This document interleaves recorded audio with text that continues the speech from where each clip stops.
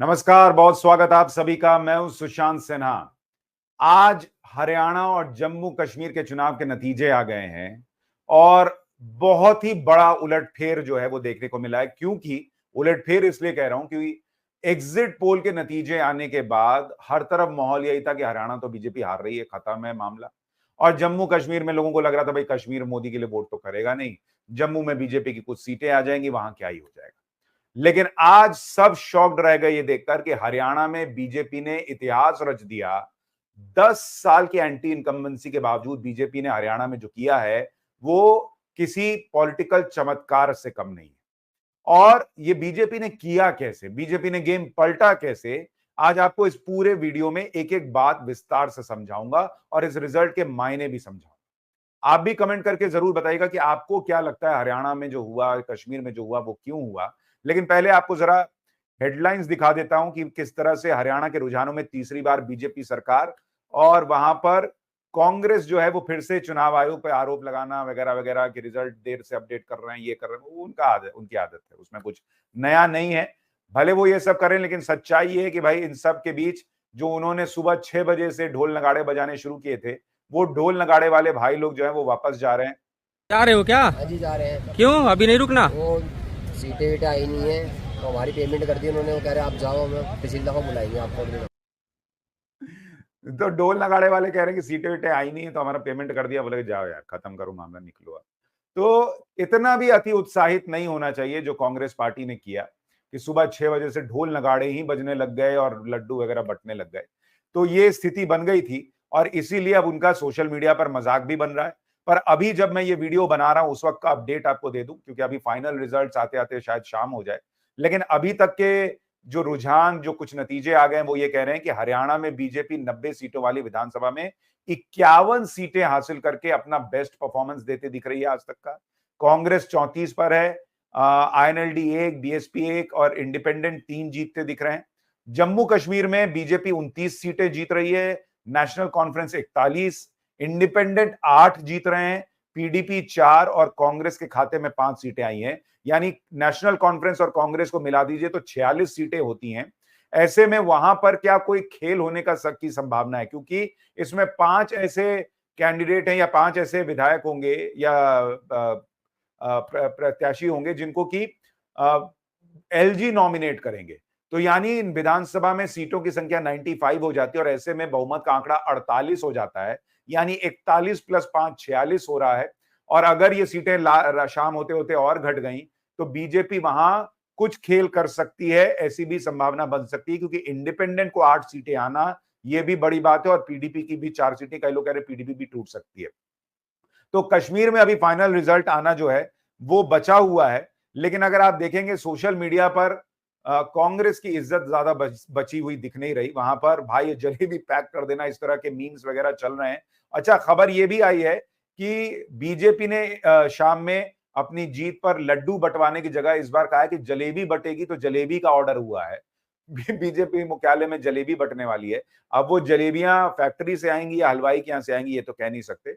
लेकिन social media पर कांग्रेस की गजब छीछा लेदर इस वक्त हो रही है और उसकी छीछा लेदर कराने में कई लोगों का योगदान है जो सो कॉल्ड अपने आप को कहते हैं वो चुनाव विश्लेषक हैं, लेकिन खुलकर पार्टी की तरह काम करते हैं। आपको ऐसे एक भाई साहब का बयान वायरल हो रहा है योगेंद्र यादव का, वो सुनवाता हूं, थोड़ा इसका भी आनंद लीजिए, फिर जरा नतीजों पर चर्चा करेंगे। मैं एक जमाने में चुनाव की भविष्यवाणी किया करता था।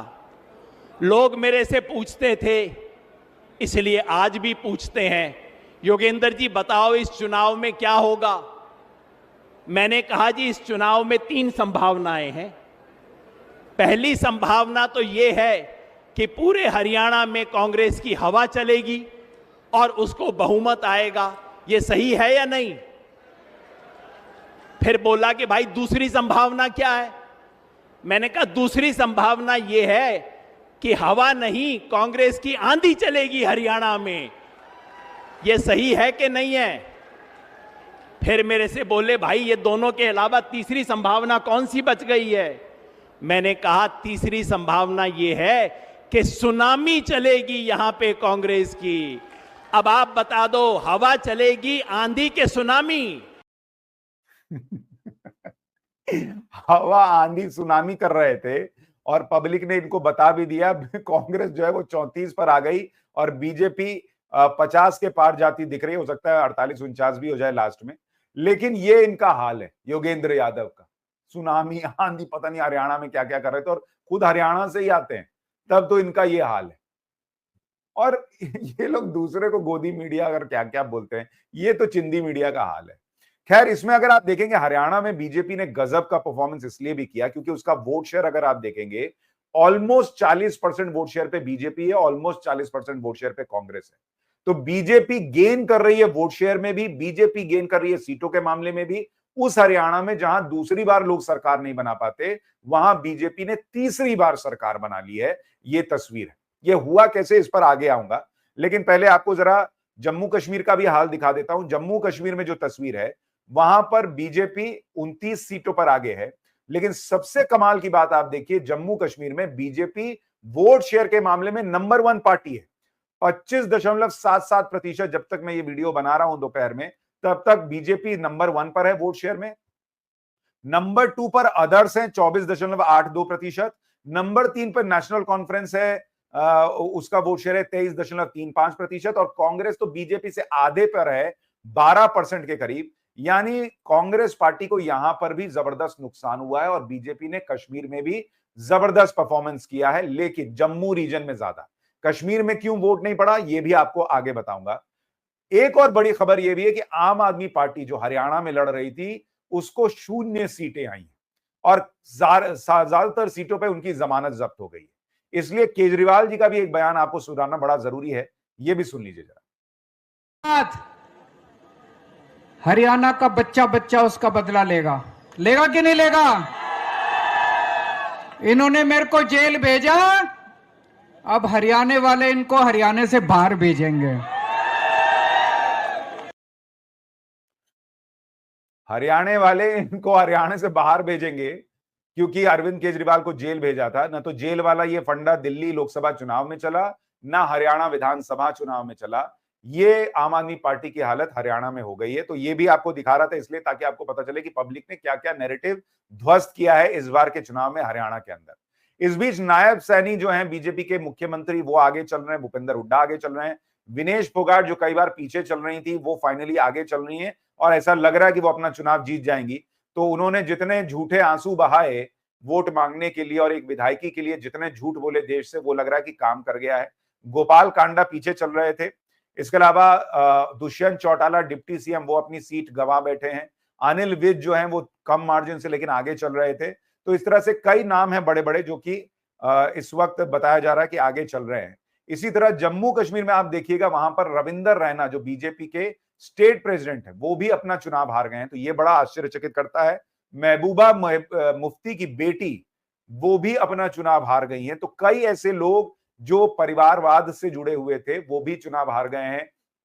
आईएनएलडी में जो पूरा परिवारवाद था वो तो खत्म ही हो गया, मतलब सारे लोग चुनाव लगभग हार गए हैं। ये तस्वीर हरियाणा में निकल कर आ रही है। लेकिन इस बीच एक बड़ा सवाल ये है कि आखिर हरियाणा में जो ये हुआ कैसे और हुआ क्यों। एक और अच्छी खबर आपको बता दूं, वैष्णो देवी की जो सीट थी, माता वैष्णो देवी की, वहां पर बीजेपी चुनाव जीत गई है। तो कम से कम वहां पर अयोध्या वाला हाल नहीं हुआ है। पर यह हुआ क्यों, अगर आपको ये दिखाऊं तो सबसे पहले आपको ये दिखाना चाहता हूं कि नरेंद्र मोदी ने जो रैलियां की और राहुल गांधी ने जो रैलियां की, उनका कंपैरिजन क्या कहता है। कंपैरिजन ये कहता है कि हरियाणा में चुनाव प्रचार के दौरान प्रधानमंत्री ने कुल 5 रैलियां की थी और इसमें 17 विधानसभा सीटें पड़ती थी। 10 सीटों पर बीजेपी ने बढ़त बनाई हुई है, 5 पर जो है वो कांग्रेस आगे है और 2 सीटों पर अन्य आगे चल रहे हैं। राहुल गांधी ने 14 सीटों पर रैलियां की थी, उनमें कांग्रेस मात्र 4 पर आगे है और 3 सीट पर निर्दलीय आगे चल रहे हैं। बाकी 7 पर जो है वो कांग्रेस पीछे चल रही है। तो परफॉर्मेंस के हिसाब से देखिएगा तो राहुल गांधी और नरेंद्र मोदी की रैलियों का असर यह है। कई लोग तो कह रहे थे कि राहुल गांधी ने हरियाणा में रैलियां कम की हैं, इसका फायदा शायद कांग्रेस को हो सकता है, लेकिन वो फायदा भी नहीं हुआ। कुछ लोगों ने बड़ा सिंपल इसका हिसाब बता दिया कि भाई जाट वर्सेस नॉन जाट हो गया और बीजेपी को नॉन जाट के वोट चले गए। लेकिन जो खबरें हैं उसके मुताबिक जो नॉन जाट वोट है वो तो बीजेपी को मिला ही है। जाटलैंड में भी बीजेपी को 14 सीटों पर बढ़त है, जो पिछले बार से ज्यादा है। यानी जो ये हिसाब लगाकर बैठे कि अरे नहीं नहीं ये तो जाट वर्सेस नॉन जाट हो गया, ऐसा हिसाब भी बैठता हुआ नहीं दिख रहा है। फिर सवाल है कि आखिर हुआ क्या। देखिए, इसको समझने के लिए आपको यह भी समझना होगा कि एक तो राहुल गांधी जो जाति जाति जाति कर रहे थे, वो जाति वाला फैक्टर हरियाणा में चला नहीं। और जो नरेंद्र मोदी और योगी आदित्यनाथ ने कहा कि बटोगे तो कटोगे, ये मामला लोगों के दिमाग में फिट हो गया। यानी जो हिंदू वोटों का कंसोलिडेशन है हरियाणा में, वो जबरदस्त तरीके से हुआ है। और अगर आप इसको परिणाम के लिहाज से देखें तो हरियाणा में हिंदू एकता ने बीजेपी को जिता दिया और जम्मू कश्मीर में मुस्लिम एकता ने नेशनल कॉन्फ्रेंस और कांग्रेस को जिता दिया। तो मुसलमानों की पसंद कांग्रेस पार्टी, हिंदुओं की पसंद बीजेपी पार्टी, ये एक जो है बीजेपी, ये जो है वो एक मैसेज इस पूरे चुनाव में निकल कर आ रहा है। हिंदू वोटों का न बटना, ये सबसे बड़ा मैसेज इस पूरे चुनाव में हरियाणा से खास तौर पर निकल कर आ रहा है। दूसरा बड़ा मैसेज, जो लोग ये कह रहे थे कि संघ और बीजेपी की नहीं बन रही, आप देखिए कि कैसे संघ और बीजेपी के काम करने का तरीका है कि इस पूरे चुनाव में जब लोकसभा के चुनाव के नतीजे आ गए, उसके बाद से 4 महीने में संघ ने, आरएसएस ने हरियाणा के अंदर 16,000 छोटी छोटी सभाएं की और पूरा गेम हरियाणा में आरएसएस ने पलटने में बीजेपी की मदद की, क्योंकि 10 साल की सत्ता विरोधी लहर थी, उसको पलटना आसान नहीं था, लेकिन संघ ने यह करके दिखाया जमीनी स्तर पे काम करके। तो जो लोग ये कहते हैं कि संघ ने बीजेपी को छोड़ दिया, अगर ऐसा होता तो ये संघ ये काम नहीं कर रही होती। दूसरा, जो लोग कहते हैं बीजेपी ने संघ को छोड़ दिया, अगर ऐसा होता तो घोर संघी का व्यक्ति या जो संघ से जुड़े हुए व्यक्ति हैं, मनोहर लाल खट्टर, उनको लेकर अगर हरियाणा में नाराजगी थी तो उनको वहां से हटाया, तो पूरे सम्मान के साथ केंद्र सरकार में जगह दी। तो संघ से जुड़े लोगों को, संघ के कार्यकर्ताओं को सम्मान दिया गया, संघ ने जमीन पर अपनी भूमिका निभाई और पूरा नैरेटिव जो संघ वर्सेस बीजेपी बनाया जा रहा था, उसको हरियाणा चुनाव में संघ ने खुद ही फेल कर दिया। इसके बाद आप देखिए राहुल गांधी का जो बयान था, जो उन्होंने अमेरिका में दिया था कि जब सही समय आएगा तो हम आरक्षण खत्म करने पर विचार करेंगे, वो जो बयान था राहुल गांधी का, वो बैकफायर कर गया। कई लोगों को लगता है कि उनको जो ये सफाई देनी पड़ी कि मैं रिजर्वेशन के खिलाफ नहीं हूं, ये जमीन तक नहीं पहुंची। और जो राहुल गांधी ने और कांग्रेस पार्टी ने छल किया था बीजेपी के साथ लोकसभा चुनाव में, ये बोल के कि बीजेपी आरक्षण खत्म कर देगी, छल का फल छल, आज नहीं तो कल वाला हिसाब सही बैठा। और जब बीजेपी ने राहुल गांधी के बोले हुए बयान को अपने हिसाब से लोगों तक पहुंचाया, तो राहुल गांधी को नुकसान हो गया। ये भी कई लोग कह रहे हैं कि ये भी नुकसान की एक बड़ी वजह हो सकती है। इसके अलावा नरेंद्र मोदी ने जो शुरुआती 100 दिन में काम किया, उसमें एमएसपी बढ़ाना, पहली फाइल साइन करना किसानों के लिए एमएसपी से जुड़े हुए, और मिडिल वर्ग को, मध्यम वर्ग को फायदा पहुंचाना, ये बड़ा फैक्टर रहा जो कि हरियाणा चुनाव में असर दिखाया, ऐसा कई लोगों को लगता है। भाई, हरियाणा इकलौता ऐसा राज्य है जो 24 फसलों पर एमएसपी दे रहा है, सारी फसलों पर, भले कानून न बने लेकिन वो एमएसपी दे रहा है। तो ये भी एक फैक्टर जो है वो काम आया और इसका असर देखने को मिला है। अग्निवीर को लेकर जो हरियाणा में कहा जा रहा था अग्निवीरों को लेकर गुस्सा है, उस पर केंद्र सरकार ने काम किया और अग्निवीरों के लिए जो रिटायर होंगे 75%, उनके लिए 10% नौकरियों में आरक्षण कर दिया। अब क्या है, ये सारी चीजें धीरे धीरे काम करती जा रही थी। आरएसएस और संघ से जुड़े लोग ये बातें जमीन तक, लोगों तक पहुंचा रहे थे और इसका फायदा बीजेपी को हरियाणा के चुनाव में मिला है। बीजेपी और संघ सोशल मीडिया पर चुनाव जीतने के शोर से दूर रहते हुए जमीन पर काम कर रहे थे, अन्यथा हरियाणा में यह होना असंभव था। और इसलिए कांग्रेस पार्टी को और राहुल गांधी को यह लग सकता है कि भाई ईवीएम में ये गड़बड़ है, वो गड़बड़ है। एक्चुअल गड़बड़ उनके नैरेटिव सेट करने में है और उनकी चिंदी मीडिया में। वो लोग ये समझ नहीं पा रहे कि सिर्फ नैरेटिव सेट कर देने से चुनाव जो है ना वो हारे और जीते नहीं जाते। और इसलिए हरियाणा में बीजेपी ने जिस तरह से जमीन पर काम किया, उसका इंपैक्ट दिखा और इसका बड़ा असर आप देखिएगा महाराष्ट्र के चुनावों में देखने को मिल सकता है, जहां बीजेपी का काडर अब उत्साह के साथ काम करेगा, क्योंकि माहौल इन लोगों ने यह बना दिया था कि बीजेपी तो अभी हरियाणा हारेगी, महाराष्ट्र हारेगी, झारखंड हारेगी। हरियाणा में जो हुआ उससे महाराष्ट्र में पॉजिटिव इंपैक्ट बीजेपी के लिए पड़ेगा। हालांकि वहां चूंकि गठबंधन ऐसा है बीजेपी का कि उसका थोड़ा बहुत नुकसान हो सकता है, लेकिन अब हरियाणा का चुनाव, माफ कीजिएगा, महाराष्ट्र का चुनाव कांग्रेस के लिए और उनकी महायुति के लिए जीतना इतना आसान नहीं होगा। इसी तरह से झारखंड में आजसू से गठबंधन है, तो वहां माना जा रहा है कि बीजेपी चुनाव निकाल लेगी, वो चुनाव जीत लेगी। अभी यूपी में जो 10 सीटों पर उपचुनाव है, वहां इसका इंपैक्ट पड़ेगा और हिंदू वोटों का जो कंसोलिडेशन हुआ है वो एक बड़ा इंपैक्ट है ये दिखाने के लिए कि भाई बीजेपी जो है वो उसके साथ अगर हिंदू खड़ा है तो बीजेपी को भी हिंदुओं के साथ खड़ा होना। आप खुद देखिए, जम्मू के हिंदू बहुल इलाकों में बीजेपी को सीटें आई हैं, कश्मीर में इतना काम करने के बावजूद नहीं आई। बहुत सारे लोग पूछते हैं, इसका जवाब मैं आपको 100 सेकंड से कम में दे सकता हूं। आपको 2 लोगों के मैंने पॉडकास्ट किए थे, उनका छोटा सा बयान का हिस्सा दिखाता हूं, आपको समझ में आ जाएगा कश्मीर में बीजेपी को सीटें क्यों नहीं आई। कश्मीरियत, उस पे मोदी गवर्नमेंट खरा उतरी है और मोर देन खरा उतरी है। देखिए, उनको क्रेडिट नहीं मिलेगा क्योंकि लोग जो है ना, लोग सेंटिमेंट पे वोट करते हैं। मैं मानती हूँ ये बात, ऐसा नहीं है कि मैं बोल रही हूँ वहाँ पे कल को बीजेपी का चीफ बन भी सकता है, बीजेपी का चीफ मिनिस्टर बन सकता है, लेकिन जो एक वोटिंग होती है ना, वो एक अलग ही बॉल गेम है। उधर पे फॉर एग्जांपल आप मुझसे पूछें, मेरी जो ट्रेडिशनल सिंपैथी है मेरी नेशनल कॉन्फ्रेंस की तरफ है, क्योंकि मैं I am from this city, मैं श्रीनगर सिटी से हूँ। आज भी अगर मुझे वोट करना हो decide between NC and BJP candidate, मेरा पहला प्रेफरेंस एनसी के लिए होगा। दूसरा प्रेफरेंस होगा कि कौन है strong candidate, which is for example मेरी कंस्टिट्यूएंसी में Altaf Bukhari, he is the strong candidate. Voting is a different ball game, आप उसको भूल जाइए, क्योंकि अब मैं कहूँगी कि मोदी जी ने बहुत अच्छा काम किया कश्मीर में, आप कहेंगे फिर वोट क्यों नहीं दे रहे। Vote is a different ball game. मुझे तो लगता है कि मोदी गवर्नमेंट ने पार्टी को सैक्रिफाइस करके, नेशन को आगे रख के वो कदम उठाए हैं, और जो है कि इतना जियोपॉलिटिकली सेंसिटिव रीजन है, वहाँ पे पीस एस्टैब्लिश करना, इसके लिए उनको वोट भले ही ना मिले, लेकिन उन्होंने राष्ट्र के लिए तो काम किया है।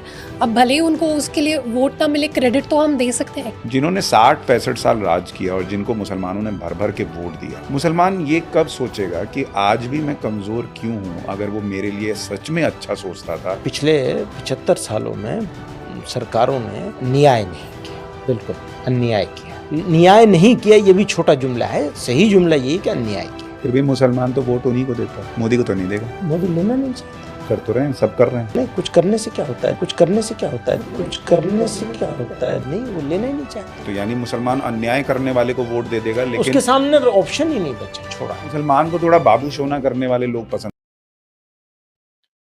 यानी हिसाब बहुत क्लियर है, कुछ करने से क्या होता है, जबकि हर आदमी ये कहेगा कि भाई ये काम किया है तो भाई उसके लिए तो सोचना पड़ेगा।